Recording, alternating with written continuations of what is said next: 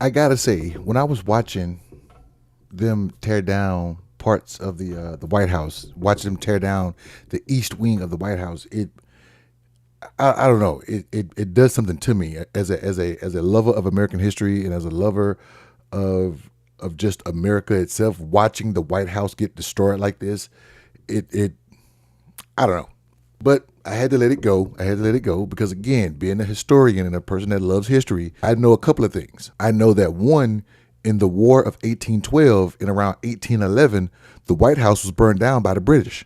Matter of fact, the British burned down damn near all of D.C. The one thing they didn't burn was the U.S. Patent Office because they felt like some British people may have patents in that office and they didn't want them to lose the patents. So that's the one thing they didn't burn down in D.C., but they practically burned down everything.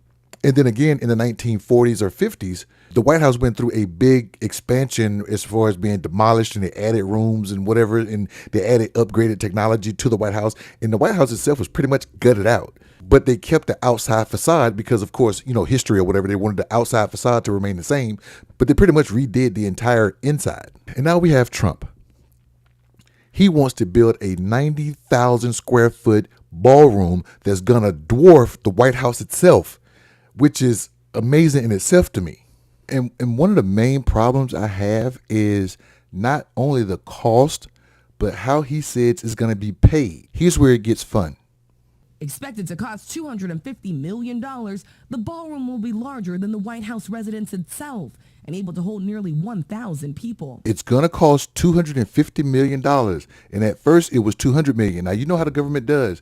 They'll get a contract to say, hey, it's going to be cheap. And then once they get the contract, we got to spike it up. So it went from 200 to 250. Trump said it'd be paid by private donors, which is in and of itself weird. But also, the president claiming, without providing any evidence, that he's paying for some of it himself. Now pay attention to that part. He said he's going to pay for some of it himself. And MAGA is going to think, well, he's a billionaire. He has billions of dollars. This is nothing to him. It's really nothing to him because we're going to pay for it. How are we going to pay for it? He is trying to sue the United States. Yeah.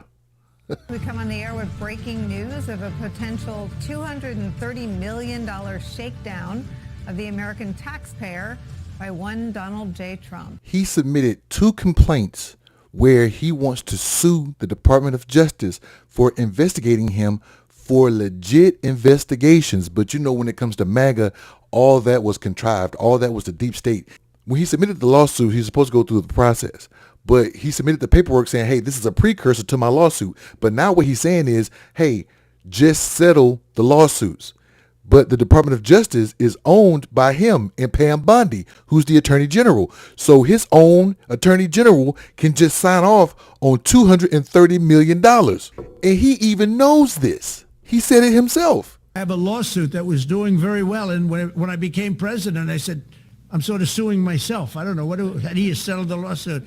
I'll say, give me X dollars, right? So in essence, if he sued the Department of Justice, who will then pay him from the U.S. Treasury or from their budget, which come from the U.S. Treasury, which come from taxpayers like me and you, once it goes to him, it's considered earned income, and then he takes that money and gives it to the ballroom. So essentially, he paid for the ballroom. But who's paying for it? Now, again, take that $230 million that's coming out of the U.S. Treasury, if they approve this, tack that on to the $40 billion he's bailing out Argentina with, who has universal health care, by the way, and then tack on the $1.5 trillion in tax breaks that he just gave to the rich. And what your po ass get? You get the pleasure of paying for it all, but you can't get your benefits, and I'm still furloughed and out of a job that might not get back pay. Is this what you voted for, MAGA? What do you think?